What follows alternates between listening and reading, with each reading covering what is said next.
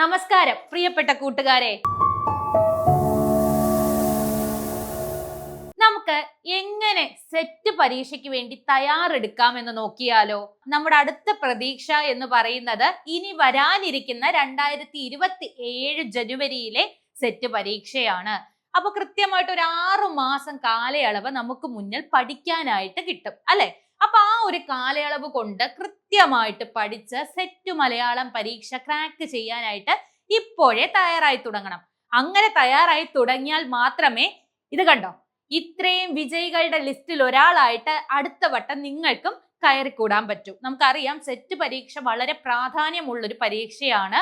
HSST പരീക്ഷകളൊക്കെ വിളിക്കാൻ പോകുന്ന ഒരു സമയമാണ്. അതുകൊണ്ട് തന്നെ ആ പരീക്ഷയുടെ നോട്ടിഫിക്കേഷൻ വരുമ്പോൾ തന്നെ നമുക്ക് സെറ്റ് ക്വാളിഫൈഡ് ആയിട്ടിരുന്നാൽ മാത്രമേ വലിയൊരു അവസരം നഷ്ടപ്പെടാതിരിക്കുകയുള്ളൂ. അപ്പൊ ആ അവസരം നഷ്ടപ്പെടാതിരിക്കാൻ നമ്മൾ ഇപ്പോഴേ മുൻകൂട്ടി പ്രിപ്പയർ ചെയ്യണം.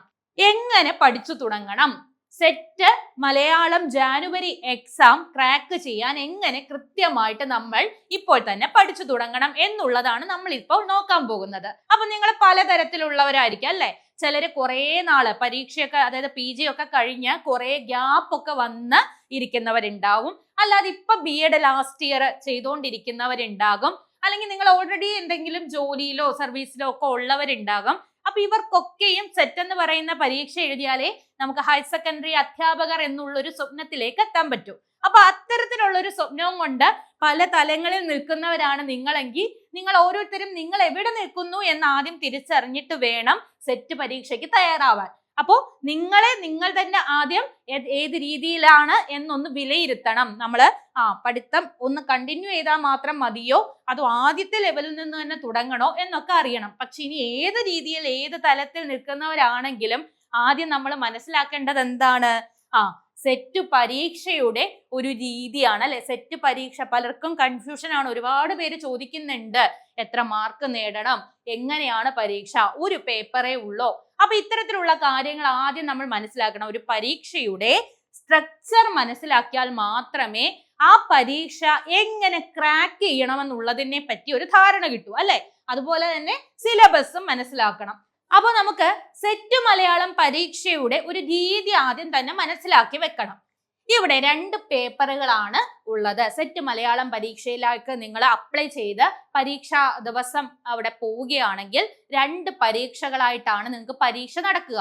ആദ്യത്തേത് രാവിലെ തൊട്ട് ഉച്ച വരെയുള്ള സമയത്തും പിന്നീട് ഉച്ചയ്ക്ക് ശേഷവുമായിട്ടാണ് നടക്കുന്നത്. ആദ്യത്തെ പേപ്പർ ജനറൽ പേപ്പർ ആണ്. പേപ്പർ 1 ജനറൽ പേപ്പർ പരീക്ഷയാണ് ആദ്യം നിങ്ങൾക്ക് എഴുതേണ്ടി വരിക. ഇതില് പൊതുവിജ്ഞാനവും ടീച്ചിങ് ആപ്റ്റിറ്റ്യൂഡും ഒക്കെ അടങ്ങിയ 120 objective type questions 120 objective type questions ആണ് ഉള്ളത്.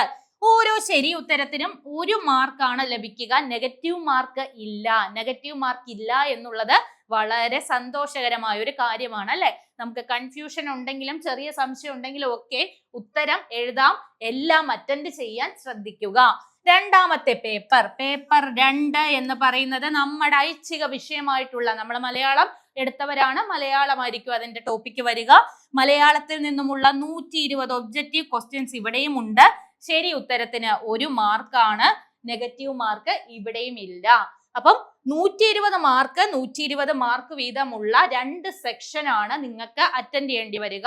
ഒന്ന് ജനറൽ പേപ്പർ, രണ്ടാമത്തേത് നമ്മുടെ സബ്ജക്ട് പേപ്പർ. ക്ലിയർ ആണല്ലോ? ഓക്കെ. അപ്പൊ ഇതാണ് പരീക്ഷയുടെ ഒരു സ്ട്രക്ചർ എന്ന് പറയുന്നത്. ഇനി അടുത്തത് നിങ്ങൾക്ക് അറിയേണ്ടത് എന്തായിരിക്കും? ഈ പരീക്ഷ എഴുതി കഴിഞ്ഞാൽ എത്ര മാർക്കാണ് വിജയിക്കാൻ അല്ലെ. നമുക്ക് വിജയിക്കാനുള്ള മാർക്കിന്റെ കട്ട് ഓഫ് എന്താണ്? നെറ്റ് പരീക്ഷയിലെ ഒക്കെ പോലെ ഓരോ വർഷവും കട്ട് ഓഫ് പ്രഖ്യാപിക്കുന്ന രീതി സെറ്റ് പരീക്ഷയ്ക്കില്ല. സെറ്റ് കേറ്ററ്റ് പരീക്ഷകളുടെ ഒക്കെ പ്രത്യേകത ഓൾറെഡി ഒരു ഫിക്സഡ് കട്ട് ഓഫ് നിർണയിച്ചു വെച്ചിട്ടുണ്ട്. ആ കട്ട് ഓഫിലേക്ക് കടക്കാനാണ് നമ്മൾ ശ്രമിക്കേണ്ടത്. അതുകൊണ്ട് തന്നെ ഗുണം എന്താന്ന് പറഞ്ഞാൽ ഓൾറെഡി പഠിത്തം ക്രമീകരിച്ചാൽ ആ കട്ട് ഓഫ് നേടാനായിട്ട് ഏകദേശം മാർക്ക് സ്കോർ ചെയ്യാനുള്ള ഒരു അറിവ് നമുക്ക് നേരത്തെ പ്രിപ്പയർ ചെയ്തുണ്ടാക്കാം. അതൊരു നല്ല കാര്യമാണ്. നമുക്ക് സെറ്റ് ക്രാക്ക് ചെയ്യാൻ കൃത്യമായിട്ടുള്ളൊരു സ്റ്റഡി പ്ലാൻ ഉണ്ടാക്കാൻ പറ്റും. ഓക്കെ. നമുക്ക് ഇനി കട്ട് ഓഫ് എത്രയാണെന്നുള്ളത് നോക്കാം. പരീക്ഷ ജയിക്കണമെങ്കിൽ നിങ്ങൾക്ക് എത്ര കട്ട് ഓഫ് കിട്ടണമെന്ന്. ഇനി ആദ്യം ജനറൽ കാറ്റഗറി ആണ് നിങ്ങളെങ്കിൽ നിങ്ങൾക്ക് പേപ്പർ 1ന് 40% കട്ട് ഓഫ് വേണ്ടത്. പേപ്പർ 2വിനും 40% കട്ട് ഓഫ് വേണ്ടത്. ശ്രദ്ധിക്കേണ്ട മറ്റൊരു കാര്യം, എപ്പോഴും എല്ലാവർക്കും ഉള്ള സംശയമാണ്, പേപ്പറിനും ഫസ്റ്റിനും 40, പേപ്പർ 2വിനും 40% കട്ട് ഓഫ് നിങ്ങൾ നേടിയെങ്കിൽ പോലും നിങ്ങൾക്ക് അഗ്രഗേറ്റ് ആയിട്ട് 48% മാർക്ക് വേണം. 48% പേപ്പർ 1ഉം 2വിലെയും മാർക്ക് കൂട്ടുമ്പോൾ total 48% mark aggregate cut off ആയിട്ടുണ്ട്. അപ്പൊ പേപ്പർ 1ന്റെ മിനിമവും വേണം, പേപ്പർ 2വിന്റെ മിനിമവും വേണം 40%. കൂടാതെ രണ്ടും കൂടെ എത്ര ഉണ്ടാവണം? 48% ഉണ്ടാവണം. പലർക്കും സെറ്റ് നഷ്ടപ്പെടുന്നത് എവിടെയാണ്? രണ്ട് പേപ്പറിനും 40% ഉണ്ടാവും ചിലർക്ക്, പക്ഷെ അഗ്രഗേറ്റ് വരുമ്പോൾ 48ന്റെ അടുത്തേ എത്തിയിട്ടുണ്ടാവും, 48 ഉണ്ടാവില്ല. മറ്റു ചിലർക്ക് എന്താണ്, പേപ്പർ 2വിൽ അധികം സ്കോർ ചെയ്യാൻ പറ്റിയിട്ടുണ്ടാവും, പക്ഷെ പേപ്പർ 1ന്റെ കട്ട് ഓഫ് കുറവായതുകൊണ്ട്, പേപ്പർ 1ന് 40% കിട്ടാത്തത് കൊണ്ട് അത് നഷ്ടമായവരുമുണ്ട്. അപ്പൊ കൃത്യമായിട്ടുള്ള ഒരു സ്റ്റഡി പ്ലാനോട് കൂടി മാത്രമേ സമീപിക്കാൻ പറ്റൂ.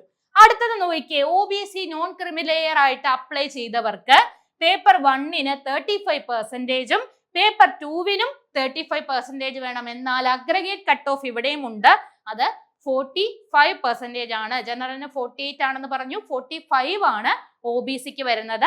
ഇനി ഒരു കാറ്റഗറിക്ക് SC ST ഫിസിക്കലി ചലഞ്ച്ഡ് എന്നുള്ള കാറ്റഗറിക്ക് ആണെങ്കിൽ പേപ്പർ 1ന് 35, പേപ്പർ 2വിന് 35, കമ്പൈൻഡ് അഗ്രഗേറ്റ് ആയിട്ട് 45% ആണ് വരുന്നത്. അപ്പോ നമ്മളെ പരീക്ഷയുടെ ഒരു രീതി നോക്കി, അതുപോലെ വേണ്ട കട്ട് ഓഫുകൾ എത്രയാണെന്നുള്ളത് നോക്കി. ഇനി അറിയേണ്ടത് സിലബസ് ആണ് അല്ലെ. ഇത്രയൊക്കെ നമ്മൾ എത്തണമെങ്കിൽ എന്ത് പഠിക്കണം? സിലബസിലുള്ള കാര്യങ്ങൾ പഠിക്കണം, സിലബസിനെ കുറിച്ച് കൂടുതലായിട്ട് മനസ്സിലാക്കണം. അപ്പൊ ആ സിലബസിനെ ഒന്ന് തിരിച്ചറിയാനായിട്ട്, മനസ്സിലാക്കാനായിട്ട് നമുക്ക് മലയാളത്തിന്റെ സിലബസ് ഒന്ന് ജസ്റ്റ് നോക്കാം. 6 യൂണിറ്റുകളായിട്ട് 60 മോഡ്യൂളുകളാണ് സെറ്റ് മലയാളം പരീക്ഷയ്ക്ക് വേണ്ടി നമുക്ക് പഠിക്കാനുള്ളത്. 6 യൂണിറ്റുകളും 60 മോഡ്യൂളുകളും, അതായത് ഓരോ യൂണിറ്റിലും 10 മോഡ്യൂളുകൾ നമ്മൾ കവർ ചെയ്യേണ്ടതുണ്ട്. ഈ 6 യൂണിറ്റുകൾ ഏതൊക്കെയാണെന്ന് നോക്കിയേ. പദ്യം, ഗദ്യം, ദൃശ്യകലാ സാഹിത്യ പഠനം, പിന്നെ യൂണിറ്റ് 4 ആയിട്ട് വരുന്ന സംസ്കാര പഠനമാണ്. യൂണിറ്റ് 5 സാഹിത്യ സിദ്ധാന്തങ്ങളും മലയാള വിമർശനവും. യൂണിറ്റ് 6 ആയിട്ട് വരുന്നത് ഭാഷാശാസ്ത്രം, ഭാഷാചരിത്രം, വ്യാകരണം എന്നുള്ളതാണ്. സെറ്റിന് ബാക്കിയുള്ളത് പോലെ സിലബസ് കാണുമ്പോൾ കുറച്ചേ ഉള്ളൂ എന്ന് തോന്നും, കാര്യം 6 യൂണിറ്റുകളാണ് പറയുന്നത്. പക്ഷേ 6 യൂണിറ്റുകളിൽ 10 മോഡ്യൂൾ ഉണ്ട്. ഇതെല്ലാം വളരെ വലിയ ഭാഗങ്ങളാണ്. നോക്കിയേ, ഈ യൂണിറ്റ് 5 എന്ന് പറയുമ്പോൾ അതിൽ സാഹിത്യ സിദ്ധാന്തങ്ങൾ എന്ന് പറയുമ്പോൾ പാശ്ചാത്യം വരുന്നുണ്ട്, പൗരസ്ത്യ കാവ്യമീമാംസ വരുന്നുണ്ട്, കൂടാതെ മലയാള വിമർശനം എന്ന് പറയുന്ന വലിയൊരു മേഖല ഇതിലേക്ക് വരുന്നുണ്ട്. യൂണിറ്റ് 6ലേക്ക് വരുമ്പോഴും അതെ, ഭാഷാശാസ്ത്രം വരുന്നുണ്ട്, ഭാഷാ ചരിത്രം വരുന്നുണ്ട്, വ്യാകരണം എന്ന് പറയുന്ന വലിയൊരു ഭാഗം കൂടി ഇതിന്റെ കൂട്ടത്തിൽ വരുന്നുണ്ട്. അപ്പൊ നമ്മൾ മനസ്സിലാക്കേണ്ടത് എന്താണ്? എങ്ങനെ കൃത്യമായിട്ട് ഒരു സെറ്റ് ക്രാക്ക് ചെയ്യാം, മലയാളത്തിൽ പഠിച്ചു തുടങ്ങാം. ഈ 6 യൂണിറ്റുകളിലും ഏറ്റവും കൂടുതൽ ചോദ്യം വരുന്ന ഇമ്പോർട്ടന്റ് ഭാഗങ്ങൾ നമ്മൾ തിരിച്ചറിയേണ്ടതുണ്ട് അല്ലെ. പദ്യത്തെയും ഗദ്യത്തെയും സംബന്ധിച്ചിടത്തോളം നിങ്ങൾക്കറിയാം, പദ്യവും ഗദ്യവും വളരെ ഇമ്പോർട്ടന്റ് ആയിട്ടുള്ള ഭാഗങ്ങളാണ്. അതുപോലെ തന്നെ സംസ്കാര പഠനം എന്ന് പറയുന്നത് സെറ്റ് മലയാളം പരീക്ഷയെ സംബന്ധിച്ചിടത്തോളം വിട്ടുകളയാൻ പാടില്ലാത്തൊരു ഭയങ്കര ഇമ്പോർട്ടന്റ് മേഖലയാണ്. എന്തുകൊണ്ടാണ്? കഴിഞ്ഞ ഒക്കെ എക്സാംസ് പരിശോധിച്ച സംസ്കാര പഠനത്തിൽ നിന്നും അനേകം ചോദ്യങ്ങളാണ് വന്നിട്ടുള്ളത്. പാശ്ചാത്യം എന്നുള്ളതും വളരെ ഇമ്പോർട്ടന്റ് ആയിട്ട് വരുന്നുണ്ട്.